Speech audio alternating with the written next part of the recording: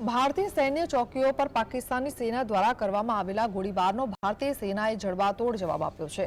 ભારતીય સેનાની વળતી કાર્યવાહીમાં 4 થી 5 પાકિસ્તાની સૈનિકોના ઠાર કર્યા છે। ભારતીય સેનાએ કહ્યું છે કે નિયંત્રણ રેખા પર યુદ્ધ વિરામ લાગુ છે। બંને સેનાઓ પરસ્પર સમજણ જાળવી રહી છે। હાલમાં એલઓસી પર કોઈ ગોળીબાર થયો નથી, કોઈ નાની ઘટનાઓ પણ નથી થઈ। આ મુદ્દા પર પાકિસ્તાની સેનાના અધિકારીઓ સાથે ચર્ચા કરવામાં આવી છે। ભારતીય સેના સતર્ક છે અને પરિસ્થિતિ પર નજર રાખી રહી છે। અગાઉ એવા અહેવાલ આવ્યા હતા કે બુધવારે મોડી રાત્રે જમ્મુ અને કાશ્મીરના પૂંછ જિલ્લામાં નિયંત્રણ રેખા પર પાકિસ્તાની સૈનિકોએ યુદ્ધ વિરામનો ભંગ કર્યો હતો।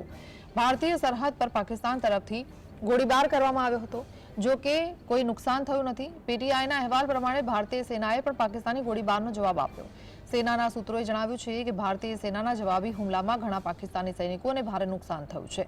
પાકિસ્તાની અધિકારીઓનો એક વિડીયો સોશિયલ મીડિયામાં વાયરલ થઈ રહ્યો છે, જેમાં તેઓ તેમના સૈનિકોને શ્રદ્ધાંજલિ આપતા જોવા મળે છે।